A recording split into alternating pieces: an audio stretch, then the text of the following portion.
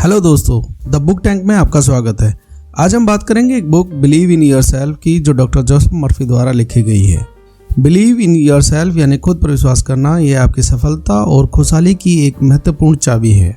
लेकिन क्या हम वास्तव में अपने आप पर विश्वास कर सकते हैं? क्या हम वास्तव में अपने सपनों को पूरा कर सकते हैं?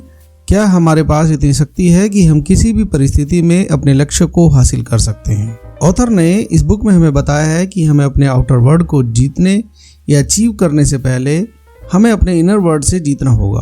खुद के इनर वर्ल्ड से जीतने के लिए आपको अपने अंदर के बिलीफ सिस्टम को इंक्रीज करना होगा, क्योंकि जब तक आप खुद पर बिलीव नहीं करेंगे तो लोग आप पर कैसे विश्वास करेंगे। यह बुक हमें ये सिखाती है कि सफलता का आधार हमारे विचारों और धारणाओं में होता है।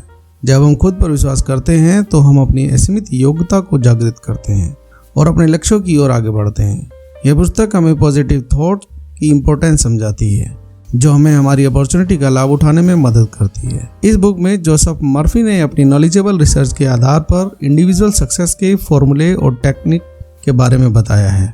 दोस्तों, आप लोगों से रिक्वेस्ट है, यदि आपने हमारे चैनल को सब्सक्राइब नहीं किया है तो तुरंत सब्सक्राइब और लाइक करें और वीडियो को एंड तक देखें। हमारा हमेशा प्रयास रहता है कि हम आपके लिए अच्छे बुक्स की समरी लाते रहें। चलिए अब बिलीव इन योरसेल्फ बुक की समरी की शुरुआत करते हैं।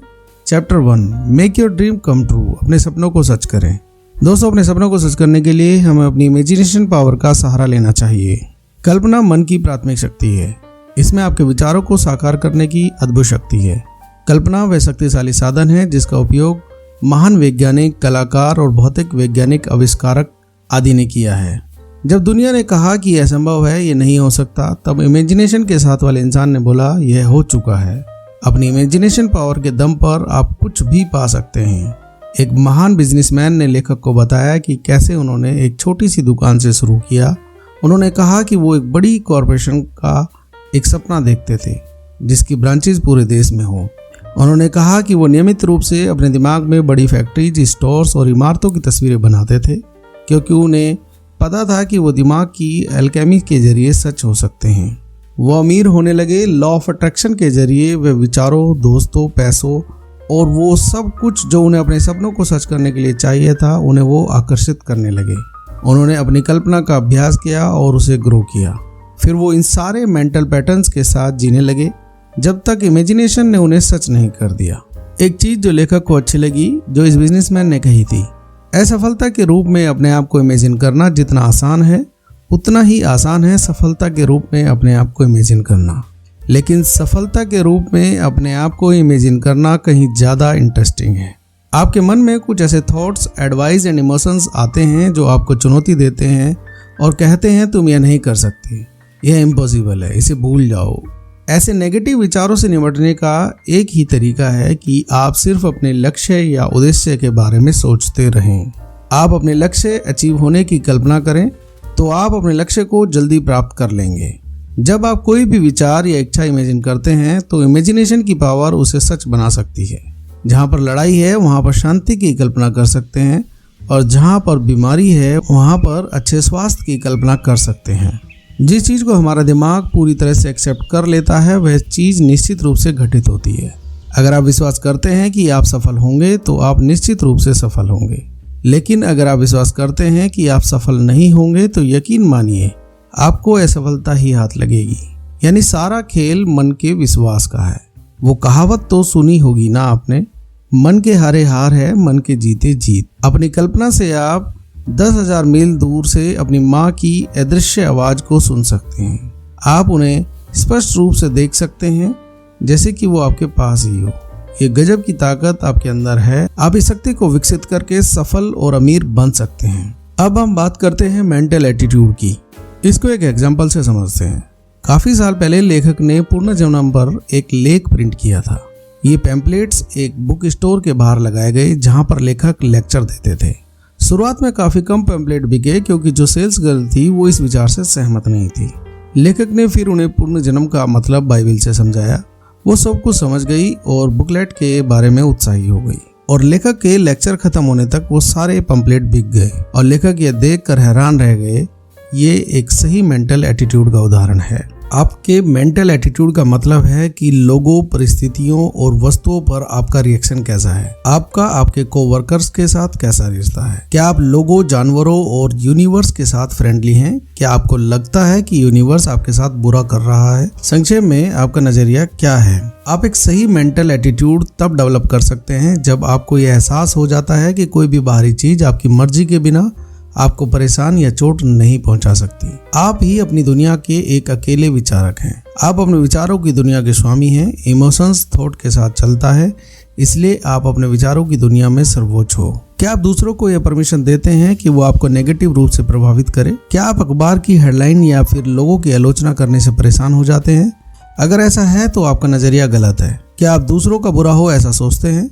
यदि ऐसा सोचते हैं तो आपके अंदर जो इमोशन पैदा होते हैं तो नोटिस करें वो नकारात्मक होंगे और आपकी सेहत और समृद्धि के लिए विनाशकारी होगा।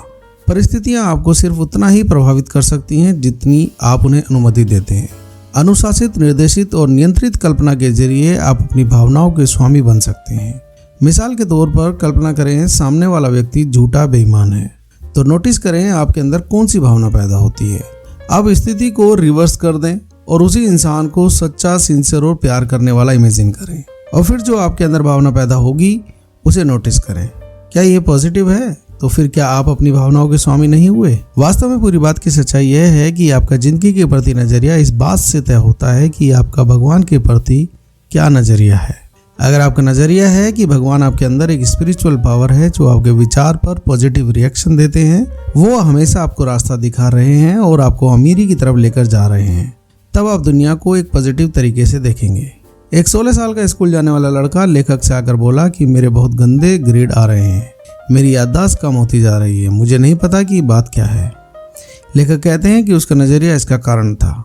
उसने ये सब बातें जानकर एक नया नजरिया अपनाया कि उसकी पढ़ाई एक अच्छे कॉलेज में एंट्री लेने और एडवोकेट बनने के लिए कितनी जरूरी है। उसने रोज प्रार्थना करना शुरू किया, जो नजरिया बदलने के सबसे तेज तरीकों में से एक है। इस लड़के ने यह समझा कि उसके अंदर एक स्पिरिचुअल पावर है। उसने दावा करना शुरू भी किया कि उसकी मेमोरी बिल्कुल परफेक्ट है और इनफाइनाइट इंटेलिजेंस उसे हमेशा वो चीज बताती है जो उसे जानने की जरूरत है। उसने दूसरे शिक्षकों और छात्रों के लिए प्यार और सद्भावना महसूस करना शुरू किया। ये लड़का अब उस आज़ादी को एंजॉय करता है जो पहले कभी की ही नहीं। वह लगातार कल्पना करता है कि उसके टीचर और माँ उसे अच्छे ग्रेड लाने पर बधाई दे रहे हैं। कल्पना शक्ति। हमने पहले भी कहा है कि हमारे सारे मेंटल एटीट्यूड हमारी इमेजिनेशन पर निर्भर होते हैं।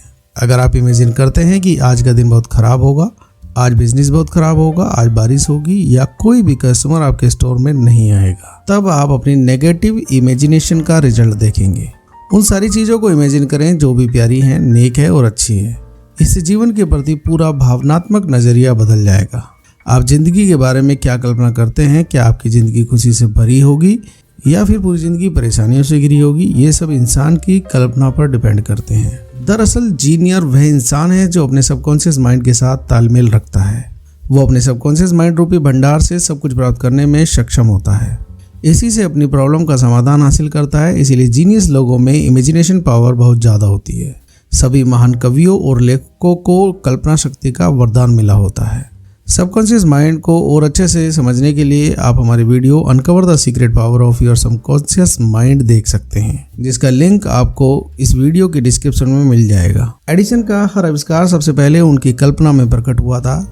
यही टेस्ला के बारे में है, जो अन्य महान आविष्कारक और साइंटिस्ट थे। अपने सपनों को सच करने का निर्णय लें, इसके लिए अपनी इमेजिनेशन पावर का उपयोग करें। दोस्तों, इस संसार में कोई भी चीज स्थिर नहीं होती। रात का अंधेरा आता है लेकिन सुबह एक बार फिर आएगी।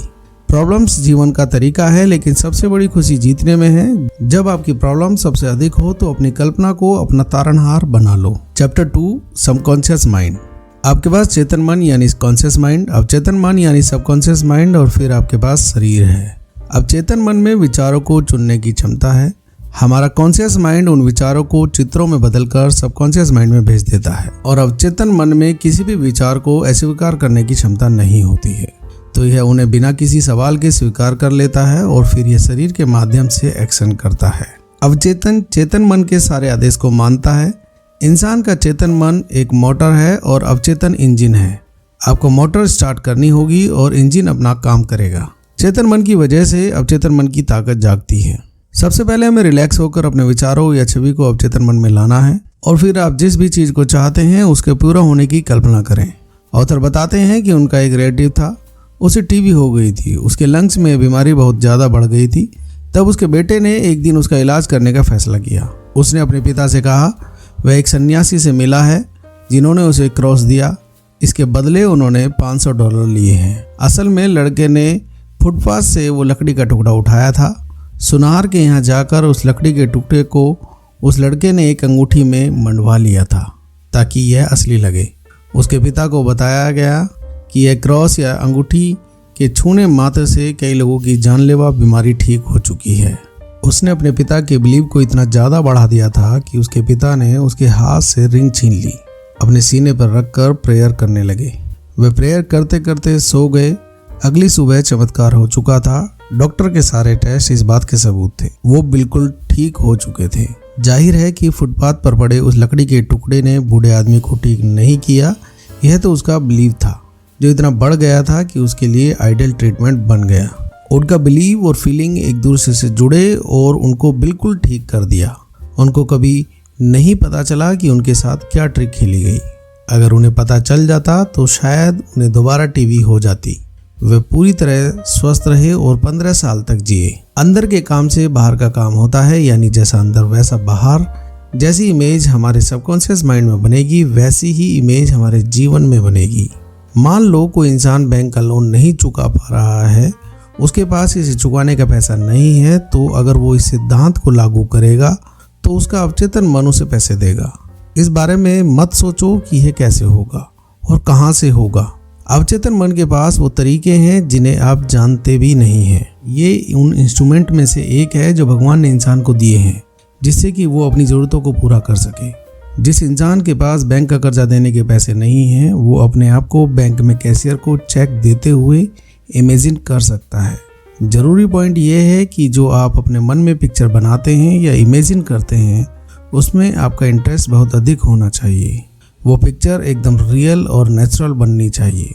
जितने अच्छे तरीके से आप उस पिक्चर को बनाएंगे उतने अच्छे से वो काल्पनिक पिक्चर आपके अवचेतन मन पर जमा होगी।